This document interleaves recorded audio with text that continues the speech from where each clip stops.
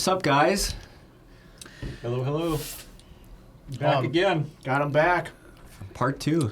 We didn't have enough time to finish the first one, so we had to arrange a second date, and he's back. Yeah. So, you want to jump right into it? Where do we leave off? Yeah, So I think so. We left off when you were talking about your previous job, and you started making the tube bender. You went to your first trade show, and you got all these business cards. Oh, yeah. You know, you checked out the competition. Can you read that off for everybody, please? Blustery. A weather or period of time characterized by strong winds. A gusty, blustery day. And cold. Is there cold in there? There is a There is cold. no temperature reference in there. Okay. I stand corrected. I'm glad we Why got do you that need, on the why do you need record. so many different names for windy? Gusty is windy. Yeah. Windy's windy. I just had a whole discussion about shelled versus deshelled. And like peanuts, if you want peanuts shelled, which means no shell on them, that you have to get shelled peanuts. Wait, what? Oh, yeah, I get it. 'Cause that's Yeah. totally an oxymoron. Yeah, it's really dumb. That's Or what is that called when you defreeze it? Yeah. Right? So you're free or Yeah. No, you Defreeze it? Melting? Thaw. dethaw. That's Dethaw, it. yeah. Defreeze it. Dethaw. Yeah. You should unthaw. Thaw versus. Well, unthaw is a word, too. Yeah. All right. Well, So, anyways. so now that you all know that we're not English majors or smart by any means. So last time we were talking about you went to a trade show. You're building your Lamborghini Countach. You needed to bend a few rails, but nobody did that around you without doing higher MOQs. You went to this trade show. You saw some other competition, how other people were doing it. You made yours too. Was it too big? no, I made... Okay, so I made mine to bend the tubing I needed for the Countach, and it was just a crude machine, just to do what I needed to do. Yep. So then I changed, I guess I did do that last time, but I changed the machine to be a sellable machine to do more stuff.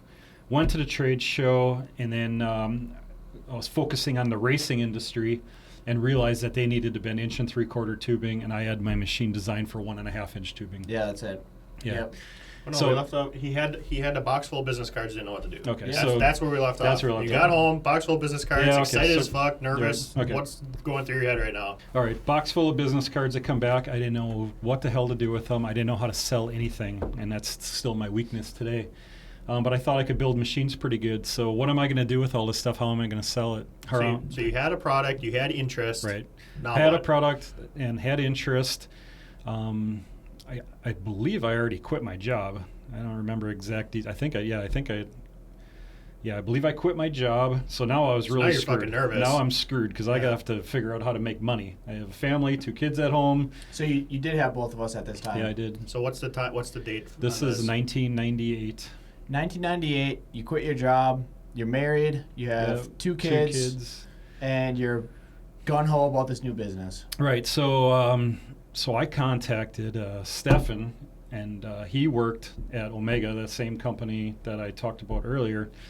And he had quit also. So we had both gone our separate ways after we left the company. Stefan was the marketing manager for Omega, and he sold machines. So we did work in conjunction for years.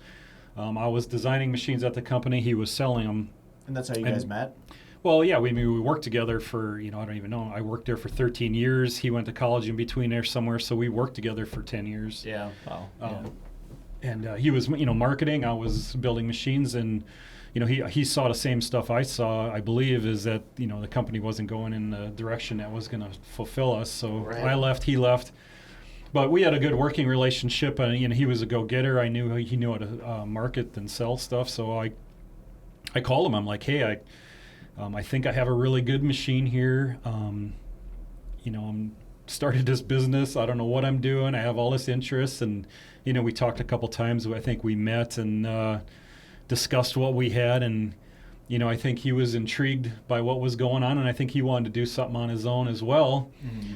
So he quit what he was doing. He was down in Beloit working for another paper company, trying to save them from bankruptcy, I believe, and he started Bailey Industrial, and Bailey Industrial was going to be the marketing arm for RMD.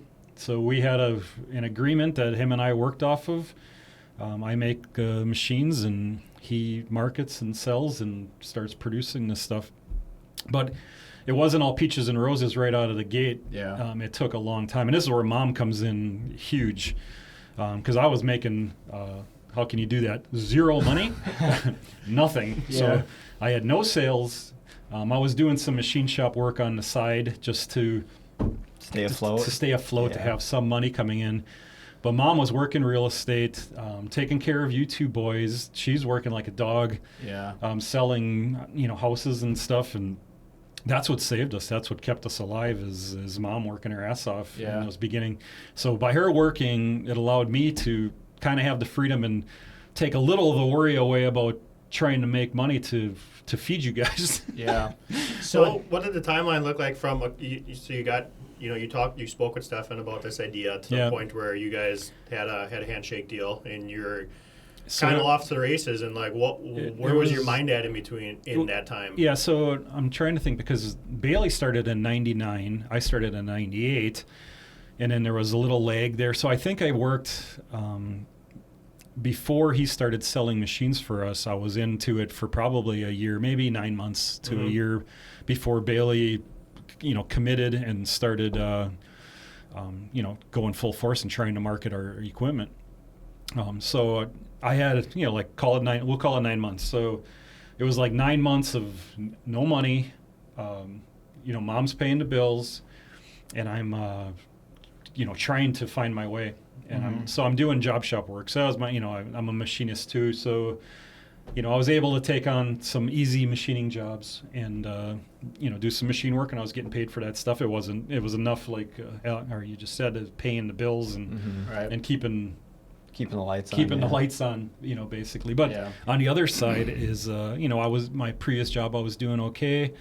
We had some toys, so we both had motors. We had 2 motorcycles. I had the Lambo and all that stuff. Well, this is where, in that 9-month period, I ended up selling the car, selling Right, the Lamborghini. Yeah. That So- you started the that I business. started from. the business from. How Yeah. far along did you make it into the project? Did you finish it completely? No, or? I did. So the car ended up being a roller. So it was on. I had all the suspension made. I had 4 corners. I didn't have enough money to buy wheels for it, so I had wooden wheels to roll it around. But it was on suspension. Mark Gersh, he made a. Him and I, we worked. That's a whole nother story. But he made the front clip for it. So I had the whole front clip was out of aluminum. I had real Lamborghini doors that I bought off a burnt car. And those were functional and on the car. Steering all worked. Wow. And I sold it kind of as that. Mm-hmm. It wasn't done. But I had a V12 Jaguar engine that at that time that was really the only V12 around, other than a Right. Ferrari or a Lambo motor, which was not in my budget. Yeah. So I was going to build the Jag motor. So I sold it with that, the whole package, and that was helpful. That kept us alive too, selling that car. At that time, I sold it for, I think it was $12,000, and back in 1998, $12,000 That's a was a good lot. chunk That's a lot of money, yeah. Yeah. So I sold it on Hemmings. It was a big book back. Now it's Hemmings is online, but back then it was a big thick magazine, and you could get them at all the grocery stores. And I listed it in Hemmings, and that's where all the odd stuff would go. Yeah. And I had people calling me from Europe, from No kidding. Yeah, I mean it was like So that was people, pretty much the Facebook Marketplace there. yeah, huh? exactly. But people Is wanted it the still car. available? Yeah. It was really. I was getting calls from London, at my Those house. are Those guys offering chairs. Yeah. Yeah. So anyhow, I sold it from some dude out of Milwaukee. That helped a lot. We ended up selling both the motorcycles. I kept my Nova. That was my high school car. I kept that. So all the toys were gone, and I just started buying equipment and stuff to start what I thought I needed to build machines. Yeah. I want to touch on that dynamic with with you and Mom. So how did that conversation go when you're like, were you both on the same page of you quitting your job and going full in on this? Yeah, or I mean, it's a discussion that every couple has when you Yeah. get rid of your good-paying job, and I don't remember the exact discussions, but she was completely supportive of what I wanted to do. Absolutely. And it was great. So that made it easy. I think she trusted me too. That I told her I remember saying that hey, if this doesn't work out, we're not going to lose the house. We're not going to go Right. bankrupt. I'm going to go to work at a paper mill in Green Bay. Yeah. I'm skilled in the paper world. I know I'll get a job. We even, I'll have to drive to Green Bay Yeah. every day, but I know there's jobs in the paper world there, and I know I can get hired tomorrow. So that was always my back pocket, my out. Is like, Yeah. Well, it's always, there's a few essential pieces there. Is people underestimate their spouse, and if you don't have a supportive spouse, oh, absolutely. that's critical for you to take that leap of faith and go on a new venture. But always understanding what you were talking about too is knowing that there's something else there. Yeah. You can always fall back on something else if you have to just give it a shot and go with it. You can always find a job or pick it up if things don't work out. You know? And especially in a marriage, it always takes both of you guys, or both partners, to help through this whole thing. It's not a one-man show. I feel guilty because I get a lot of the credit all the time for RMD and the success. But if it wasn't for Mom, RMD would have no success. Right. She Exactly. raised you guys through the thick and thin of it all. I'm working like a dog all the time. Mom's home taking care of you guys, plus working real estate. Right. So it was. Yeah. It was a lot on both of us. Well, she had the entrepreneur spirit too. She did. So then. And that's another story, and that comes on, later in this whole thing. It was, it came up that, we agreed that let me do my thing, what I wanted to do, and she always had the dream of doing a restaurant. Yeah. And we tried to do it a couple times while RMD was in infinite stages, and it just, I don't know, you and I had this talk. It just didn't seem like it was right, or for whatever reason, it didn't work. Yeah. We tried to do it, but we got either rejected on loans, or the cost to do the remodel in this one building was way too much. Right. And it just didn't pan out. Time wasn't right. The timing wasn't yet. right. Mm-hmm. But ultimately, we ended up doing it, and she got her dream and was able to run a restaurant, a very successful one in Two Rivers, and She crushed great, it. Remedy goes down in history. That was the best place to get a burger, but it also had steaks, and it was just a fun atmosphere downtown. I know. I mean, Two Rivers. That was I- a great location. I miss all the fun and stuff we have there, but I don't miss all the work that she No. went through, because Especially the roof. Yeah, there's it was tons of stuff It was that- just yeah. a shit ton of work. I felt so bad for that too, because at that time RMD was going pretty good, and I was, I had enough to do. I was keeping RMD alive, but she's starting this from scratch, and now Right. she's working like a dog from the beginning Yeah. to get this thing going. And I couldn't. I was maintenance guy there, but that's really all I could devote for time to fix stuff, Yeah. because I'm still running another company. Yeah. Well, maintenance with that restaurant was was a almost a full-time full-time job. job, so- That's why I tell people, if you ever have a restaurant, it's like Yeah. it's like a living machine, and you have to keep everything going. There's Always. so many different aspects to a restaurant that people Yeah. don't realize that you have to keep running it. Yeah. It was like, holy shit, there's a lot to this restaurant sure. stuff. Yeah. Yeah, that's cool to know. I always want to touch on that dynamic of the home situation, because at that point I can imagine the stress levels too. Like 2 kids, Yeah, there we're, was. we're only, I guess we're a good distance apart, 3.5 years. So Well, you guys were easy to raise, really. I mean, but still having 2 kids is 2 kids. Yeah. There's just a lot involved. But I don't know. I can't really put my finger, but it actually seems like it was easier back then for some reason, and maybe it's because of phones, social media, or whatever. Yeah, But we didn't really think about it. yeah, That's what we did. yeah. I had kids at home. I had to raise them and feed them, and you go to work, and that's what you do. That's Yeah. that's the main thing. While you're talking about this whole story, especially going to that trade show, I love that you don't know the entire industry or what other seeing where you are now and all the connections that you made throughout the United States in this demographic. It's so cool to look back at when you started. You had no idea, None. nothing, because there's no phones, there's no internet, there's You can't go literally look it nothing. up. Like you literally have to open a phone book in order to, Yeah. Well, that's to funny. look for suppliers or Right. I can't remember the name of them now, but there was our form of the internet back then in industry. There were these gigantic green books. They were thick like this. They were like encyclopedias, and they were numbered. Like I don't remember how many, but it was like 1 through 100. Okay. But these books were thick, Right.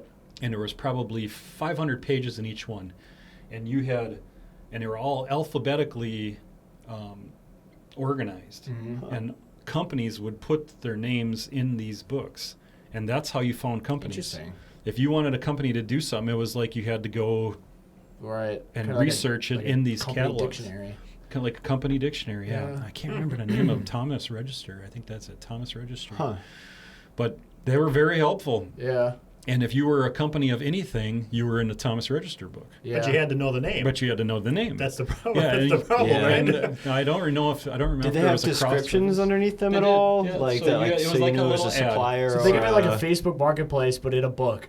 That's You know? wild, It's a hard, yeah. the hard copy. So it was It like never an ad. refreshes, and But you if don't you know have if a- they're out of business. That's you have exactly a- it. So that's one thing I want to know is how long some of this stuff took. Yeah. Like we're used to instant Instant, right. information. Yeah. Like I was thinking when you were talking about when you sold the Lamborghini, how long that process probably took. Yeah. You know what I mean? Like it had to get in the book, it had to get, or you had to submit it. It had right. to probably had to get approved, edited, had to get printed. All those copies had to go out to the world.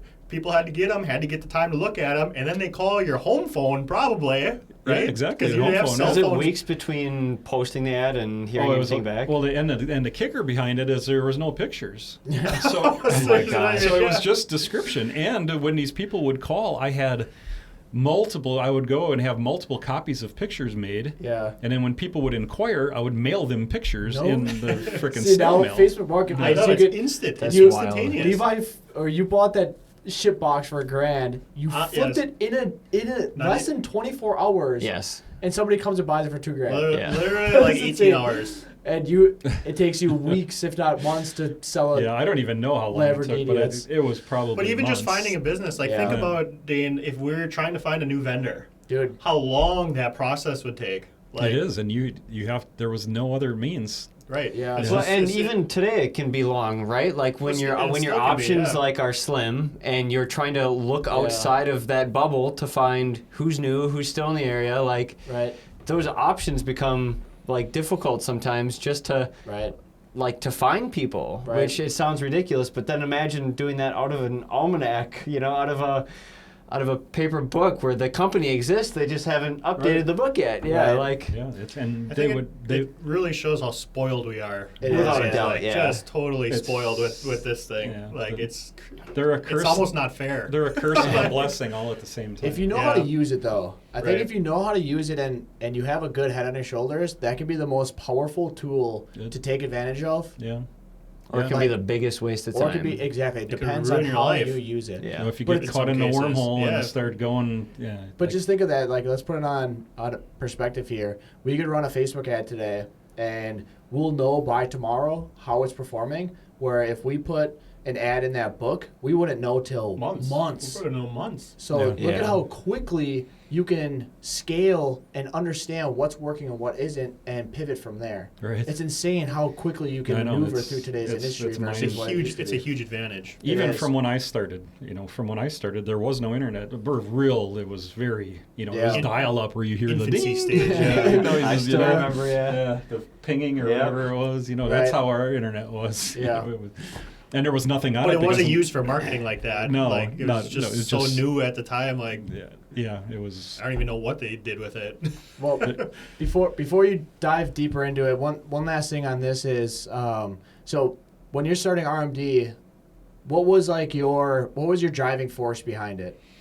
Honestly, for me, I just wanted to be my own boss. Mhm. It wasn't about being rich or making a shit ton of money. It was about having a great place for you guys to live. This is one thing I always used to say. I just want enough money to go out to nice restaurants and have a nice place to eat. Isn't it awesome? Yeah. I mean, really, that's as simple as it was. Yeah. I mean, obviously, a nice car and shit is a bonus on top of that. But I wasn't doing it based on money, not Right. at all.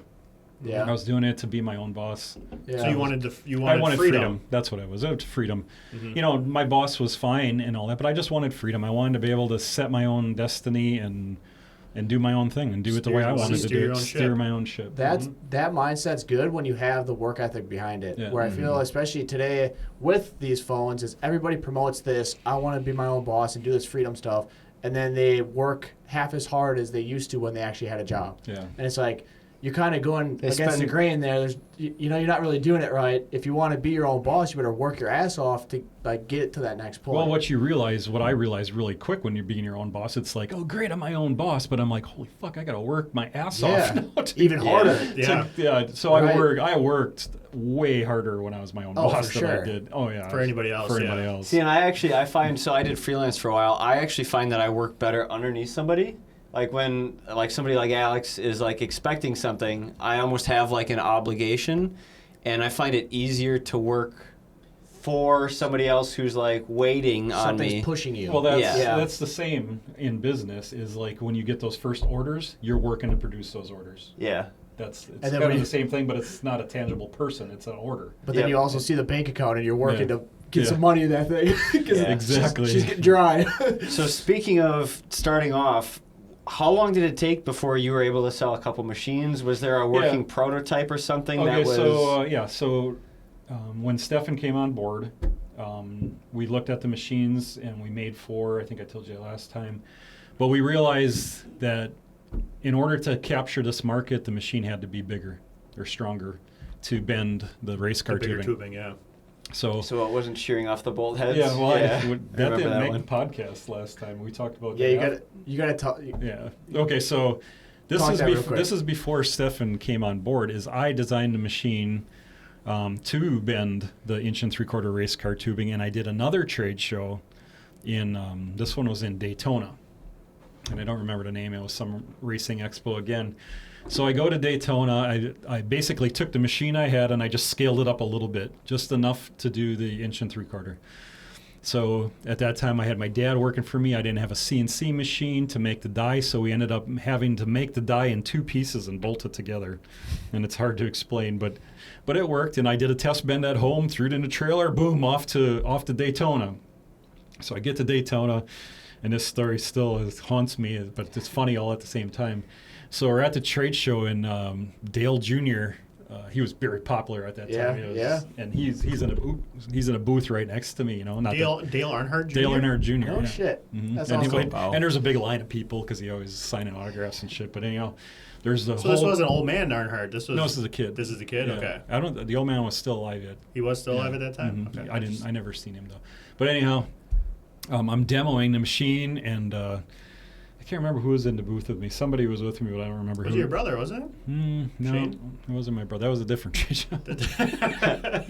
But I'm bending, and there's a whole crowd of people around, and I had this die bolted together with, I think there were 3/8 bolts, and all of a sudden I'm bending, and when tubing bends, it wants to expand in the die. Right. And all of a sudden the bolts started shearing off as I'm bending. So Did you see it? And they were going ping, and the bolt would shear off in tension, and it shot in the air. And as the bolts shot in the air, I grabbed them out clean out of the air. And there's a whole bunch of people around, and I'm like, well, I guess we got No more demos today. no more demos today. And I can't remember. I think it was 3 bolts that busted off, and I caught them all in the air. No kidding. And Stuffed him in your that pocket was a quick. horrible demonstration. And well, obviously those people didn't buy any machines. Yeah. Well, at least you knew what to fix. Yeah. So that's good that social media didn't exist Exactly. for that, Seriously. for that Yeah. event. That would have buried the company. There would have been no R&D. or you would have went viral and it would have Yeah. exploded. Yeah. So we were staying by some relatives down there at the time, and I took the die off and I brought it in their driveway. I went to Home Depot. I bought a drill and a tap, and I hand drilled this die out and tapped it to the next size bigger, put bigger bolts in it, No shit. and then went back the next day, and then it was fine It'll after work. I put bigger. You probably anxious watching it. Oh yeah, I was nervous as all hell. Yeah. But then we, so that machine went to the ARCA. I actually did sell that one at that show, and it went to the ARCA Truck Series. I don't know whatever happened to it. So real quick, not to interrupt, Yeah, but go ahead. I could be wrong on this, but I had thought that the first machine you ever sold, you never got paid for. I didn't. That was Penske Racing. Really? Yeah. Ooh, putting them on blast here now. So hey, Yes. AP department, So, overdue invoice. Well, I think I was so anxious to get a sale and to have one in Penske at that time. I'm like, guys, just use it, and then if you like it, pay me, kind of thing is how it went down. So in case they didn't like it. Yeah, maybe they didn't like. They probably might have did loved it, because yeah. because it was slow. I mean, those first 4 machines were slow, and that's why I never made any more. But I ended up going back to Penske. I don't know, maybe 4 or 5 years later, And I asked him about it, and there was a bunch of blank stares. Nobody knew what I was talking about. So I think it just went out the back door somewhere. I was gonna say, did they ever even get it? No. It was Lame. I don't know. I never really heard from it again. But I mean, that's got to be a little disheartening. Here, you just started your brand new business. You're at this trade show talking to Penske Racing, a big figure in the automotive world, racing world, and sell your first machine, thinking, "Fuck, this might go somewhere." Yep, exactly. And never hear And nothing. no. Don't get paid for it. Well, there was a lot of stuff I didn't get paid for. I had to hunt. I had to chase money like you can't believe. There was stuff I didn't get paid for all the time. Yeah. But I was dumb and new in business, and I feel like you have to do that though, especially in the beginnings. You have to give free product away, at least to try. 'Cause unfortunately you may have to, but you have no credibility. Yeah, you know, your why should reputation Penske Racing trust you? exactly. You know, But so once Stefan came on board, we worked more as a team then, and I had somebody Yeah. I could lean on, and he could lean on me too. So he would go out and kind of prod the industry, like, okay, we don't know the bending industry, neither of us did. Okay, so there's more than just racing. So he was going the electrical route. nice. Like going for conduit and stuff like that. And we had meetings set up going to all these big electrical houses. And then when we were traveling, we ended up seeing other machines now that are out there. And we're like, oh, we do have competition. There's Yeah. this machine, there's that machine.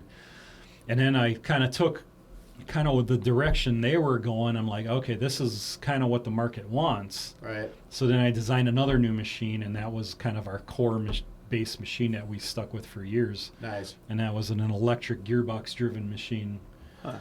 So that's what I love about, real quick, is about RMD is I feel one of the reasons, especially when we always go to trade shows years back, you would look at other people and they still weren't at the point that you were at. And I think one of the reasons of that is you would see something someone else is doing, you would have an idea and you would go that night and design it and have it done in a week and have a prototype made. Like the level of urgency that you had was like no one else had it. Exactly. Well, we knew right away that we needed more product. Right. So right out of the gate, I'm like, the benders are great, fine and dandy, but that's not gonna last forever. Yeah. So the obvious thing was a notcher, and that was the one I probably spent the most time on, but also is one of the coolest machines I think RMD ever did. Yeah. And that So what's a notcher? Some people listening might not know what So a notcher notcher is. Some people call it a coper, a fish mouthing machine. It's for taking a piece of round tubing and machining a cope or a notch in it so it mates up to another piece of tubing. You can weld it together. And then you weld them together for Yeah. making welding joints. So I came up with this, it was called an eccentric notcher. And it was the first machine I patented at RMD, and it's an orbital machine that takes an end mill and it runs on an orbiting path, and you can cut from 1 to 3 inch diameter tube without changing the tool. Mm-hmm. And at that time, even to this day, It's still a badass machine to this day. People fucking love it. It's super unique, and it's kind of a one tool does all for notching. Huh. Yeah. It's a must-have for any It roll is. cage tube fabricating, environment. So the notcher came, and then we wanted tube benders. Okay, so then we're starting to learn tube bending. We're learning the industry, learning where people's budgets are. We're learning the size capacity that these machines need to be, and we're learning. So what we needed to do now at this time, I had a great machine. We're selling, I don't know. I don't remember the numbers, maybe 10 a month. Mm-hmm. And you're still out of your garage at this point, or what's my RMD, what's RMD look like right now? Okay, so started in my garage, and I built all the first machines there by hand on a manual machine. The next machine, I built the first one manually on manual equipment, and then I built 3 more in my garage, and I started jobbing parts out to a local machine shop. Mm-hmm. So call it 8 machines I built in my home garage, and I realized this isn't going to work. And I So need how long some did it take to build one machine? I mean, if you're a one-man operation and you're doing it all on manual equipment, it has to take It took quite a bit of forever. time. I yeah. never kept track. I should have. I never kept track, but I was burning the midnight oil. I was going out there 5 in the morning, Mm-hmm. and I was working till 10, 11 at night, Mm-hmm. and realizing like, oh my God, I cannot do this forever. This It's not sustainable. This is not sustainable. I'm never going to be able to do this. See, I love So that. I need CNC machines. I knew it right away. I'm like, Yeah. I need a CNC machine. Throughout like the entire span, you hit those roadblocks of holy shit, I can't do this anymore. It was every and day. It helps you get to that next level. Then you'll hit it again, next level, hit it again, and it never stops. And that forces you to grow. It does. It forces you have to grow, or you're not. You're Or not you stay the same. Well, you know? won't. I would have went back to work because making them by hand was. Right. I mean, it's fun to make the first one. Like I still have that energy. Making the first one to me is still fun. But when you Yeah. gotta make 100 of them, not so much fun anymore. Yeah, for sure. So, built 8 machines there. Then, just around the corner from our house, literally a block and a half away, was an open building, and it was a 5,000 square foot place. I remember it. Moved everything Same. over there. You know, I was literally walking stuff around the corner. That's how close Yeah, it was. I remember Walking that. machines down the sidewalk. I remember riding on the forklift with you, moving stuff from your garage to that Right. to that shop, driving the forklift down the road. Is that the first one where you could like you could almost like see it through all Yeah, the other that- you houses? could. You Yeah, could see it I know through what you're here, talking yeah. about. So moved into that shop, and then I stayed there. You know, again, I'm really bad with times unless I have this. It was only a couple years. Yeah. But it worked out for us. You know, that was my first taste of being in my own place. I had a nice office. And So is Stefan there too? Where's he- Stefan. So this building had a separate office. Yep. It was like a separate building in like right next to the driveway.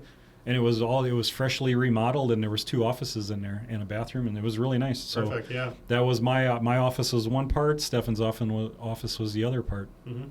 And we worked out of there. Again, I don't remember exact times. I think it was a couple of years, maybe 3. And then there was another building that opened up Remember that just too? around the corner from there as well. Hold on. Yeah. Did you have any employees at this point, or is it still No, just it you was two? just us 2. But then soon I hired my first employee. I was doing everything, so I needed a guy. Mm-hmm. So I hired one guy.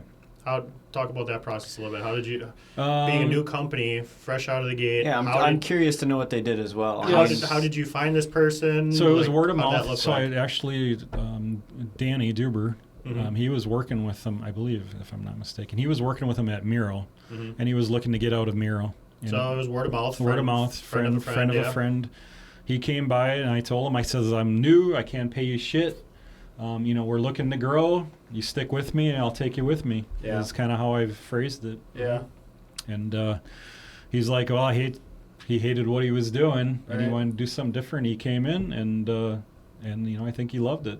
Yeah. And So did that change the dynamic a little bit? Because now it's not just you that you have to keep a roof Yeah. over and put food in your mouth. You have another guy that's depending on you as well. it did, yeah. I mean, there had to be a little change of pace Yeah, from what you're used to. His name was George, and he was a great guy. You know, we got along good, and it was just him and I in the shop, and we'd always have music blaring, and it was a great environment. And Yeah. Yeah. we just had fun, and we knocked out machines. I did at that time I did my office work, which wasn't very much at the time, and I would come out and I would do all the wiring. So I wired all the machines. George would do all the mechanical work. Mhm. See, those beginning days when you get your first couple employees are the most fun. Yeah, it You know, was, like, yeah. But in the moment, you don't have much. Like sales are, they're rolling in, but you're not a massive. You don't have a ton of overhead. You don't have all these obligations, and those are the It was most fun fun. Yeah, times. it was kind of easy. Well, Right. I shouldn't say easy, but going to work was fun. We'll put it that way.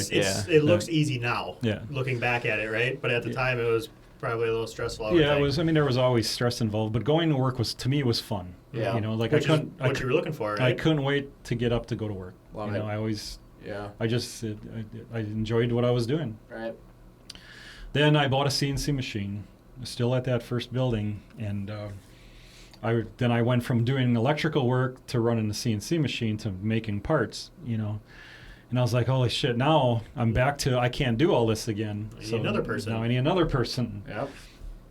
So that's when Brett came in. So Brett Yeah. was fresh out of high school, and Brett was super ambitious, and he had He was a killer. so much go. And I mean, I learned a lot from him. I'm like, God damn, this kid has a lot of freaking energy. Yeah, You know? that's awesome. And he took over CNCing, and I mean, he took it to a whole another Yeah. level. I mean, he really, really helped on the machining end, helped RMD Right. get to this next level. So Wow. isn't that crazy? Where as you continue to go, like you look at the players that really help push you to the next level, and like you almost you look at them of what is that saying? Where your next hire could completely transform your business. Could be. You know, and looking at it that way of getting those people that are on board, because that pushed you more too. You saw him learning all this new stuff, bringing all these new ideas to you. Like, hell yeah, this is, like you need that kind of energy at those stages to help take you to the next level. Definitely, it was super helpful.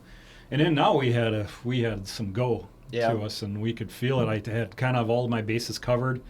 I can't remember if I hired my next employee there. I don't think so. I think from there, I take that back. That building was 2,500 square feet. Yeah. The next building I moved to was 5,000. So that was a nice building too. The next one and was actually really nice. the next one I didn't want to leave. I really didn't. That was like I do remember that it one was too. a great size. It was a nice building. But we outgrew it fast. Yeah.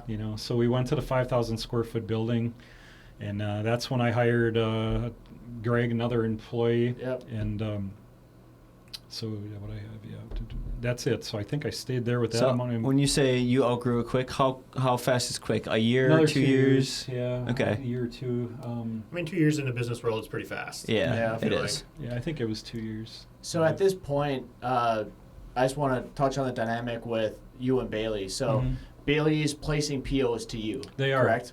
Yeah, so that Separate that entities. was right? our agreement. Is he was his own entity and I was my own entity, and I wasn't selling anything direct anymore. And that was my whole weakness. Like I back up to my whole box of cards that I came back. Right. I had no idea what to do. Stefan knew what to do with it. For sure. Yeah. And he took them and he started hammering people. He called every person on that card, Love it. or on that list I had, and every Right. trade show I'd come back to, I would just hand him the shit.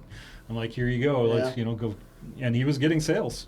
One less thing you have to worry about, and having you focus on what you're good Yeah, at. exactly. Yeah, focus Building on, yeah. cool shit. And then he would Yeah. come back, customers that we had, our customers would come back with, you guys should really make this. You Right. guys should really make this, or this machine needs to do that. Mhm. Well, he would come back with that info that he would get from customers, give it to me, and I'm like, okay, well, let's do it. And I was 100% go at that time. I would take almost anything I could if it fit us, and I would go after it. Yeah. And if we could do it, we'd do it. If we couldn't, it got backburnered. Not to say I didn't ever do it, but it didn't happen right then. Yeah. And we had a great dynamic. Yep. We really did. We had a great dynamic. Shit happened. We were selling. Were we making money? No. When it comes to making money, no, we weren't making any money, but we were paying the bills, and I was growing the company. And you're on your own time. I was on my own time. I was Yeah. able to. I don't even remember if I took any money. I must have taken a little bit to keep bills paid or whatever. For but sure. but we just You're started reinvesting. reinvesting right? in every time I needed machinery. I always looked at the next thing I needed to grow. So I moved into the 5,000 square foot building. What I order? Another CNC. Right. So I had two in there now. Yep. So Just to keep up with the current demand of orders. yeah, and that's cool too, because you're seeing you're trusting the process, and buying those machines they're not cheap. That was I remember the first that's- one. The first one was stressful because we had to put a lien against our house. Oh, Yeah. wow. Yeah. So that's one. a big, it's a big undertaking. Well, it was maybe a year. I don't know. Maybe call it. We'll just say 2 years. I was 2 years in business. Yeah. Go to a bank, try to get a loan to buy this machine. They're like, "Well, you have no income." Yeah. So we had to put a lien against the house to buy the CNC machine. 2 years for the first CNC. That's quick. It was Like, 20 at that time. It was a entry level CNC machine. It was Yeah. if I remember right, it was $26,000, and I was like, Wow. that was a big. For Yeah, me, it's- that was a big it's pretty freaking big. deal. Late Yeah. 90s. Late night, Yeah. and I'm like, holy shit. So I remember when I went to buy it, it was the Milwaukee Trade Show, and that's when I met Dan from Weller, and he was with us for years as our CNC guy, but he helped us a ton too, and buying, my first machine was entry-level CNC machine, but there was no way I could have bought a name brand at that time, Right. or we never would have made it. So I bought entry-level CNC, and it only lasted 2 years, and I had to get rid of it because it wasn't that great of a machine. Right, but it helped you get to that level. But it Yeah. helped us grow and baby step to where I was able to buy better machines. Yep. So then you're at the 5,000 square foot one. You buy another machine. You quickly grow out of that one. Then where do you go from there? Well, then we go to our final resting place, and they're still there today. Yep. Which is And, also right around the corner, pretty much. And that building is 80, right? It was 80,000. Yeah, the whole building was like 88,000 square feet, but obviously I wasn't renting that. And Yeah. the building was used for cold storage, or not cold storage, just dry storage, I guess they call it. Yep. And I went to the company that owned it. Metalware was the company. I'm like, yep, I want to get a slot in here, but I only can afford enough for 20,000 square feet right now. Mm-hmm. And they're like, well, that's fine. We'll put you in this corner over here. I'm like, well, I don't want to be in the corner because I don't want to move again. If I want to expand, I would like to expand and grow into this building because I was afraid if I would take a corner, You're locked in. I was locked in. Another company would have came in and then I would have been boxed and then I couldn't grow and I had to move again. So I can't believe they let me do this, but I said, I want the middle of the building. Yeah. And you got a screaming deal on that one too. I did. Yeah, like your stuff wouldn't spill out. Yeah. So I'm a terrible negotiator, but I actually did good on this one. And I was able to get the middle of the building. And it worked. You're like, oh, shit. Okay. And I think the guy I was dealing with at the time, I think he kind of liked me and saw that I had energy and I was going to grow into it. So he let me get away with a lot of shit there. So I took the middle of the building, and then as we would grow, I would just we would call it another bay. Boom. Right. So that was one set of posts. I would take another bay, another bay, another bay, and I just kept expanding all the way down to the line to where we are now. Now we have half the building, 44,000 square feet or whatever it is. And you have what, like 8 machines there, or 8 CNC no, machines? 9. Machines? When I left, there was 9. Yeah. And that's insane. Like, I always remember walking in there, and you see the size of these machines, and it's a heavy undertaking for a business to invest in that much equipment. It is, but we cool. At the time of purchasing them, I never bought one just because. Every one we bought, we needed it. Mm-hmm. I bought it either because I was jobbing that part out and I wanted to bring it in house, or our capacity was just at a certain level that I wanted to. Thinking back and we had these discussions. I could have gotten by with a lot less equipment, but it would have required 3 shifts. Mm-hmm. And it was, for me, what do I want to deal with? Do I want to deal with the problems of second and third shift, or do I just want to get more equipment? Right. And for me, the answer was get more equipment. Mm-hmm. The second, third shift is tricky. Second and third shift is tricky. And, hiring more employees, and you got to trust them at night. And you just know from everybody I talk to and everybody that runs second and third shift that it's challenging. Yeah. I want to touch on 3 things before we go too long here. One is you and Bailey. So when did he start selling other people's machines? Yep. And then second thing is the quality of your machines and how did you move into different markets? Mm-hmm. And then the third being, you did talk about, you always told Dylan how you bet your first employees was typically at the bar. But the first one, so Bailey, how long was that contract and when did he start bringing on? Yeah, so Bailey and I had we both felt that we probably needed some type of something on paper. So if things went south, we each knew where we stood. Mm-hmm. So we had a contract drawn up, and this was early in the game. And then Bailey was exclusive to RMD for 5 years, meaning that they could only sell and push RMD equipment for the first 5 years.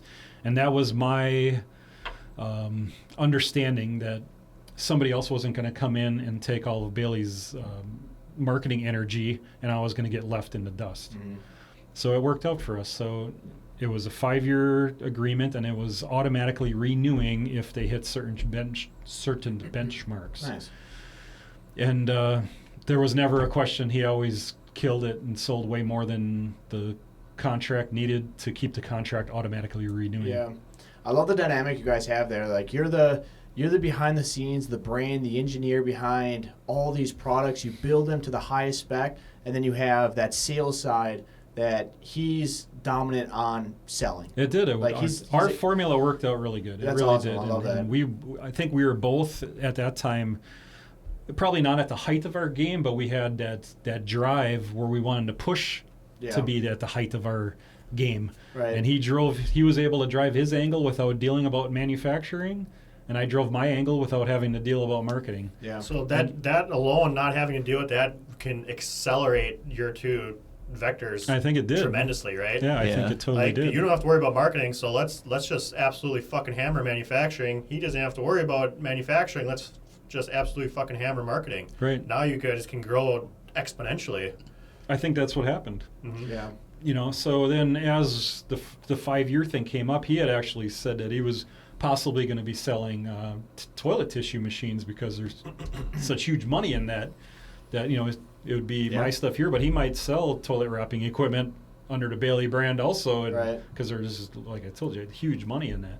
But he ended up not going that direction and staying in the metal fab world. It's a big enough industry the way it is. Yep. So, in that, whenever we go to shops, even nowadays, you always see the yellow machines and Yep. know right away that it's yours. And typically they're years, 10s, 15, 20 years old. And I remember you always telling Dylan and I one of the biggest quote unquote problems you ran into were that you made your machines too high quality to where you didn't really have any Replacement people parts. repurchasing or replacement parts. Yeah. Like, Replacement parts is a huge part of It a is. business's revenue. It is. so And that's a good thing though, because then that word of mouth of like, hey, this is the best machine there is. So that is twofold. So back when I worked at Omega, they're a huge part of their business was replacement parts. Yeah. So they'd get a machine out there. They didn't design them to fail, but it just happens that those machines ran 24/7 and parts did fail. Yeah. Nothing lasts forever. Nothing lasts right? forever. Like, everything has a lifespan. But when I was doing my machines, I didn't want to design any weak links in it. I wanted to design it the best it could be, and I didn't want to hear from the customer again unless it was positive. Right. Yeah. Right. Or they're going to buy another equipment because they loved it so much. Yeah. That was, and I stuck to that right to the end. Is Yeah. I never designed anything knowingly that something was going to fail on it. Yeah, I love that. And so you started off with like tube benders, and then moved into tube notchers, and then you got into this metal shaping Yep. industry. So where did that branch kind of happen? Yeah, metal shaping. That's backing up. So I was doing the company, but I also had a lot of other interests, and my other interests were cars because I was building a Lamborghini. So I still kept in contact with Mark Garish, and he's my car influence side. And, back up to high school before Omega, I was working for him part-time, and he was redoing Cobras and Ferraris. He was building Cobras and Ferraris from scratch, and his whole shop was full of metal shaping equipment, big stuff, Yoder power hammers, English wheels, all, traditional machinery. And that stuff was always in the back of my head as like, that stuff is really cool. Yeah. And I really liked the metal shaping world. It was fascinating to me, and I Yeah. wanted to know more about it. Well, tube bending came along, and that was my core focus for years. But as things opened up, as far as wanting to do new products, I brought that back. It was in the back of my head. I'm like, I think there's room to have new products built here. And that's when I did the MH19, the multi-hammer. Yeah, I remember that. And that opened up a whole new world, a whole new angle for RMD to go. And I remember at that point too, isn't that when you kind of did a rebrand also? I remember you always had like the RMD and tube, Yep. like your logo, and Yeah, then you went with this We more went like through a couple renditions. Yeah, so it was I- the cursive one, and then it was the Yep. bold one, and then it was the one what it is now. Yeah, right? so we've gone through 3 logo iterations. The first one Mom designed. She drew that one. nice. And that's the one we printed. That Yeah. was her creation. Then the next one, was the guy around the corner, I forget his name, Dave Nichols. Yeah, he did the other one, and he was like a professional logo guy, and Yeah. he knew industry and things that look good. So he did the next one, and then the third one I just contracted out online.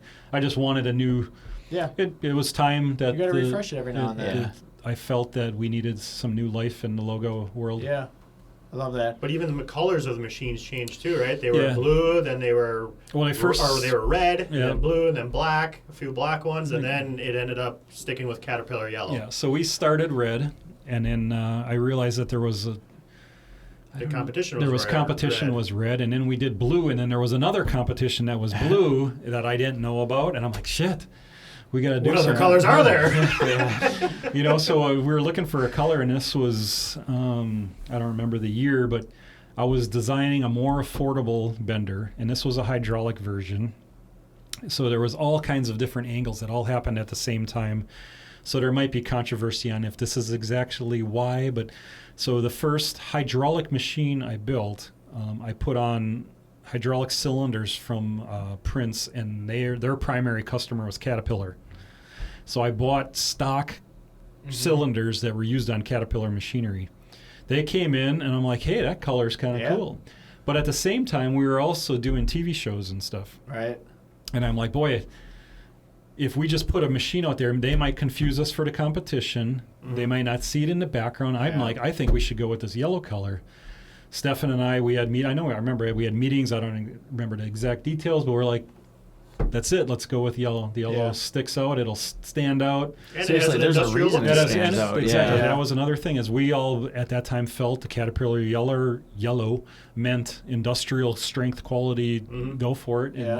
And that's what sold us on the Cat Yellow. And then from that point forward, we changed all the machines, got rid of all blue stock, and then everything from there forward was Cat Yellow. And it pops too in a shop. It does. And You know, now that still yellow? does, yeah. It does, yeah. and now it worked out, maybe by accident, maybe not, but on the TV shows now, all the stuff that's syndicated, all the American choppers, all the old monster garages, It was all an Iron Man movie?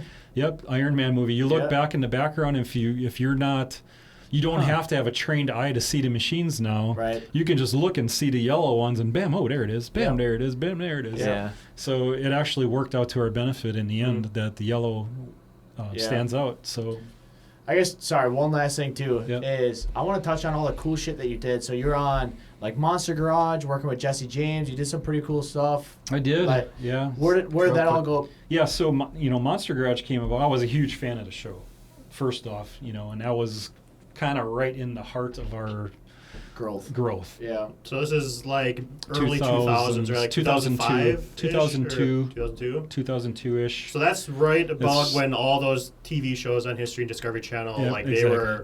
they were the king shit. Yeah, Like so that's we what had- everybody was watching. So we hit them hard. And the first one that we were on, we shipped machines to Monster Garage to be on TV. Mm-hmm. And I don't know how we got the connection. Stefan got it somehow or whatever. We had a connection to the garage manager. Wow. And we're like, we want to send you machines. And at that time, there was a big shakeup at Monster Garage. Jesse had a fight with somebody or whatever. Ended up taking all the machines out. And they were like, okay, they had a big fight. They're starting the show back up, but we have no equipment. Right. So we just, literally, I think it was What luck. an opening. Complete Wow. luck. Yeah. And the shop manager's like, we're filming on Tuesday, I don't know, whatever it is, we're filming, and we need machines here, like, right now. So we all are shitting tacks, and we're sending them Whatever you got. whatever we got. And Yeah. that's when you guys flew out there with me. I don't know if you remember I it do or remember not. that, yeah. But we're like, well, we can't fuck this up. We got to get out there, set it up, make sure everything was working, blah, blah, blah. So we flew out there.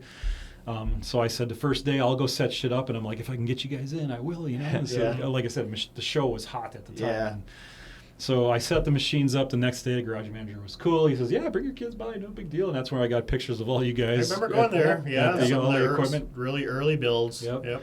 So we came back, and then this was like a month or two later because the filming and editing and all that stuff. And we're like, we're talking to the manager. They're like, yep, they built this whole truck. It was the Pikes Peak race truck. And they're like, they built the whole thing with your guys' equipment, and it's airing on this day. And we're like, woo! That's awesome. Yeah. We're all we That's so won the sick. freaking lottery. So we Yeah. had a huge freaking party. In a way, man, you So really that's did. like going what the equivalent of going viral, I guess. Yeah, exactly. Nowadays, Yeah, right? exactly. So both our companies, both Bailey and RMD, we had we've got a spot at a barn or like Viewing party. a viewing party, and Yeah. we're gonna watch it all to see a glimpse of a piece of yellow equipment. It's Yeah, but that's It's a how great reason rewarding to is. drink. How rewarding is that It though? was, Like yes. all the effort and everything you're putting into this, that Yeah. everybody's putting into it, just to see something that you've had a part in on a notable program that hundreds of thousands of people are going to be watching. I know, It's it was a fucking gr- cool feeling. It was huge.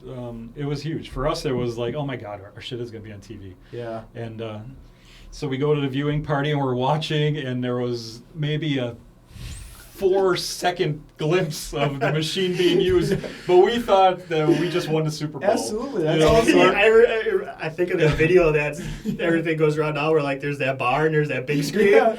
and like the Everybody's whole just bar just cheering. goes absolutely Yeah, insane. exactly. There it is. That- Sorry, and then just Yeah. totally erupts. That's what it felt like for us, That's awesome. So that happened, and we were all good, and then we're like, every episode after that, there were some glimpses of it, but Yeah. it was never like. Right. Actually, I take that back. There were some times where they We're using it. were using it, and it Yeah. got really good footage. So That's cool. But then being on Monster Garage was a whole nother story. So everybody thinks, oh yeah, because you got your machines in there, that's how you got on, and it wasn't. Well, hold on. So like did you?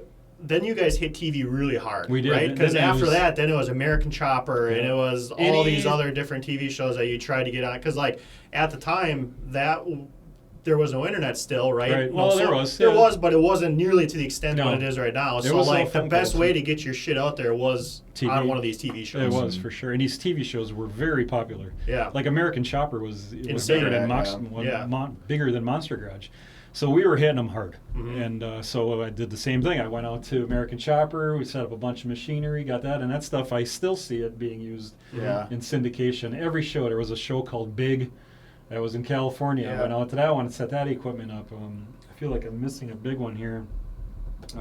But anything that was on Discovery Channel, we had our Yeah, equipment. but then it just kept exploding, right? Then you're on Fast and Loud with Gas Right. Monkey. You guys are in Bitchin' Rides with Ken Diggett. Yep. Wow. Pretty almost every car show that's on TV. Yep, you guys had Martin your equipment Brothers, in. you Yeah, know, Martin Brothers. Iron Resurrection around there. So then, how'd you get on Monster Garage? So that's so I'm at home. I'm remodeling our basement. Remember the Yeah. last. So I'm remodeling the basement, and I always had Monster Garage on. So Monster Garage was on, and then that night, Jesse was on Jay Leno, the Jay Leno show, and Yep. he was just getting interviewed or whatever, and they're talking about Monster Garage because it was a big hit at the time, and he was Mhm. pumping it. And Leno goes, so what's your next one? He goes, the next one, he says, I've seen it in Popular Mechanics, a flying car. He says, I want to build a flying car. And I'm an airplane guy also, and I'm like, oh, that's the one I want to be on. Yeah. Yeah.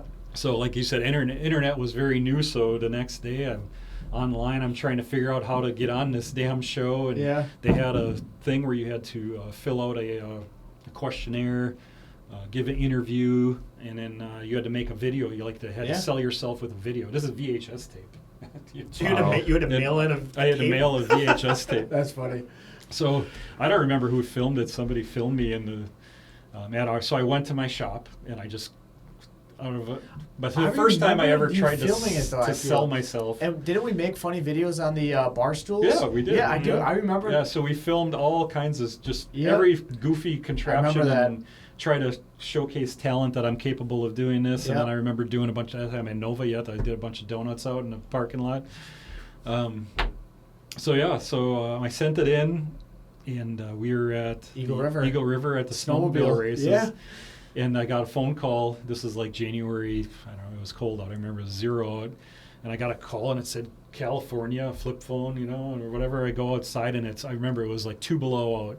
I'm freezing my ass and they're like, yeah, this is so and so. You're accepted on Monster Garage, and I freaking lost I remember my shit. the whole. dude.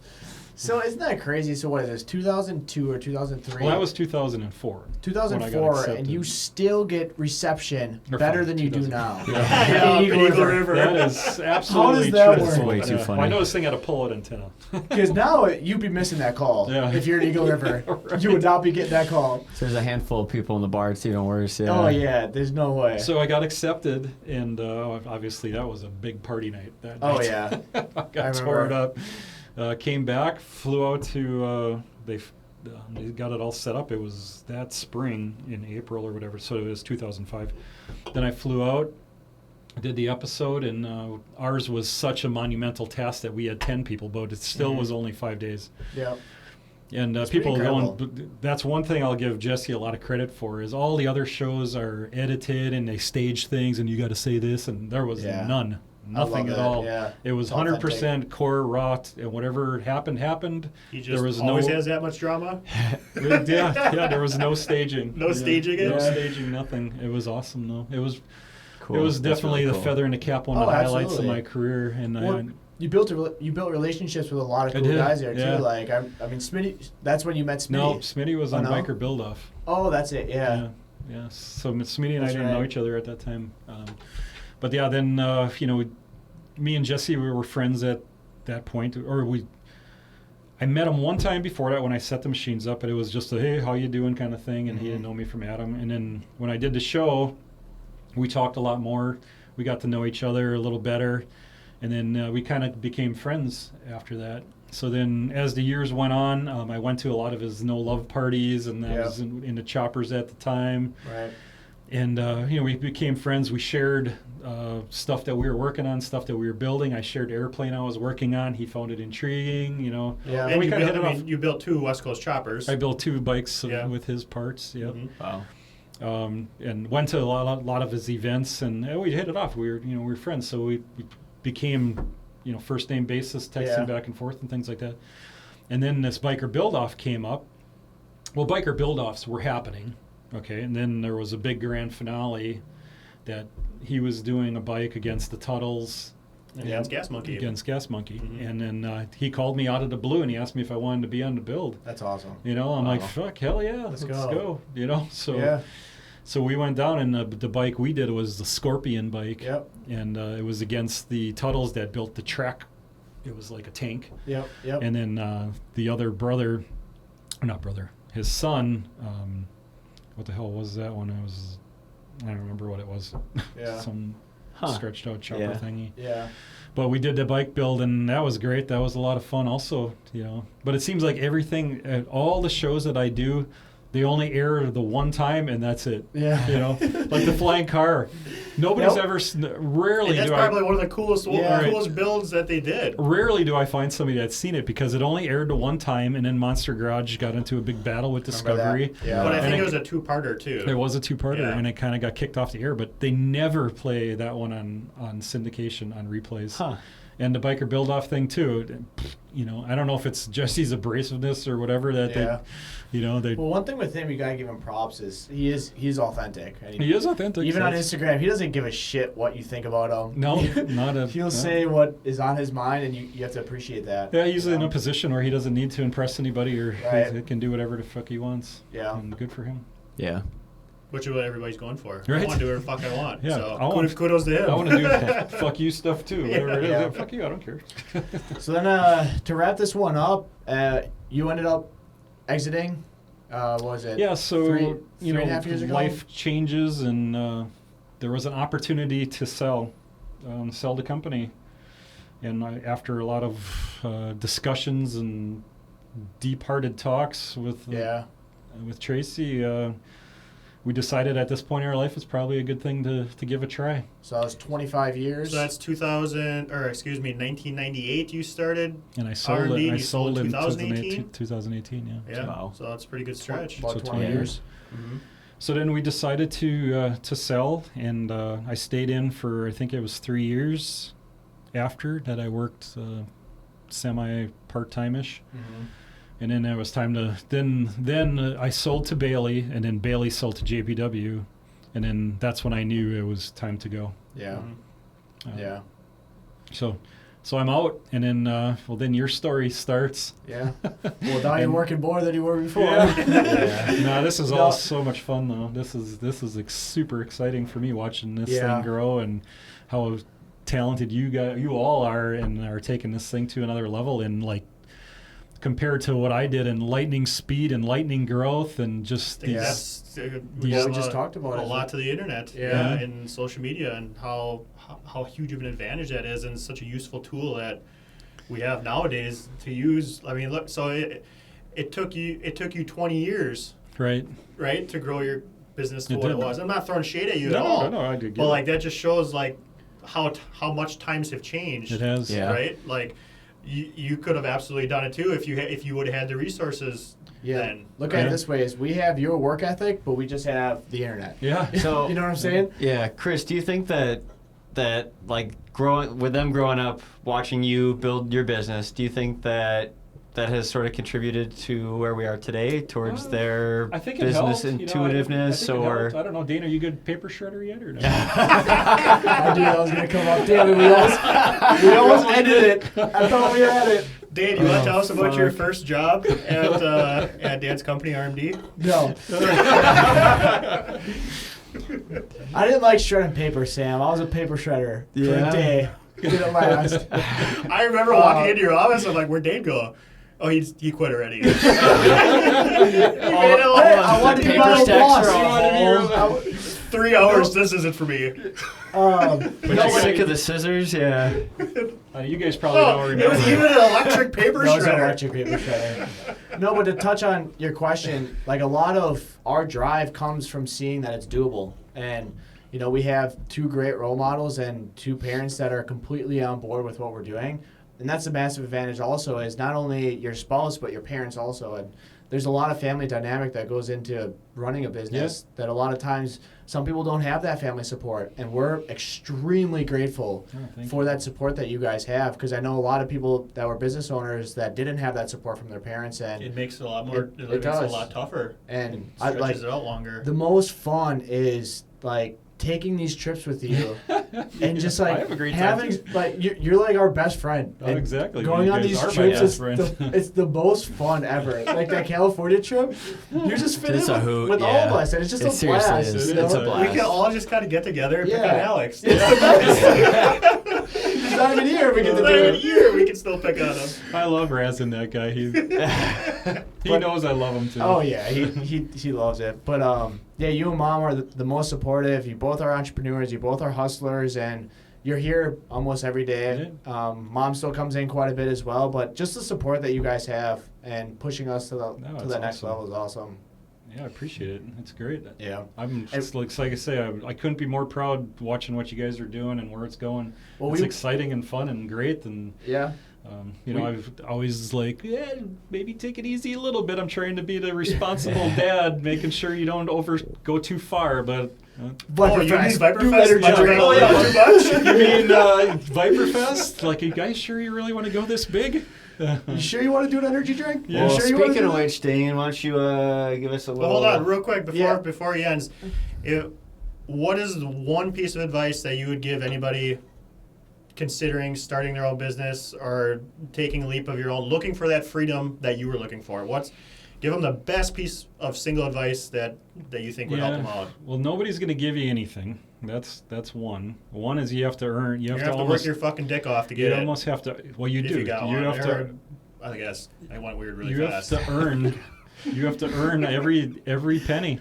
You really do. In the beginning, you have to earn every freaking penny. Yeah. And it's work. And just be focused.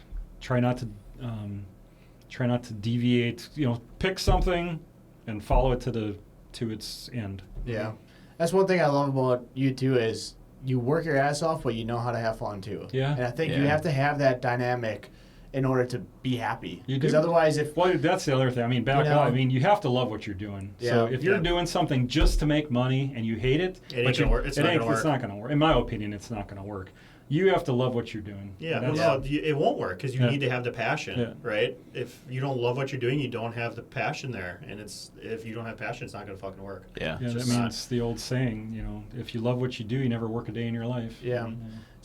One thing on that too, I feel, especially with the social media, everyone always says you have to love your product. And I think it's even more than that too. I think it's what you want to build the company to be and what brand you want to build. Like So I you look need at some vision. Yeah, like Bailey, for example. Bailey Stefan, he has that brand. How can I build this Yeah. name? Even if he doesn't care about the product, not saying he doesn't, but how can I build this name to be in every garage? Right. That alone can drive somebody, Yeah. It doesn't necessarily even have to be the product. It's Well, just that's where loving that. that was where journey. I screwed up, is I had no understanding of how important branding was. Yeah. I do now.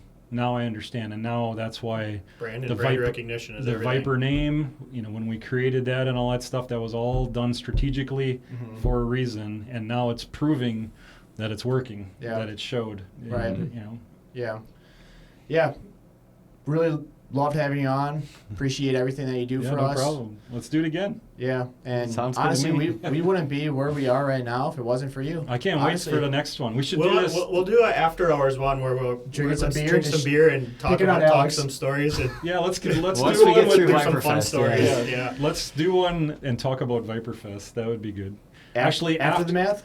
Aftermath, yep. And Aftermath Vyper Fest? no, let's do it after SEMA, after There we go. the show, and after PRI. Okay. And then we'll talk about all the shit that we shouldn't have done. So we can Yeah. talk about how Dylan's shitbox is going to destroy Dave and Yeah. Alex's shitbox in the burnout pit this weekend. We'll see. It'll be a We'll hoot. I'm see. excited. Even though I'm not going to SEMA this year, I'm excited for it for you guys. Yeah. Yeah, should be cool. Should be a really good year. Well, cool. So. This episode was brought to you by Vyper Energy, new energy drink on the market that is no artificial ingredients. It's natural, it's clean, it's good for you energy. One of the reasons Dylan and I even brought this to market was because we couldn't trust anything else that was in the industry. So what better thing to do than just to make your own energy drink with ingredients that you can trust, built by people that you can trust. Available now on vyperenergy.com. That's VYPER energy.com. Thanks for listening. Thanks, Dad, for coming You on. bet. This was awesome. Peace. Bye.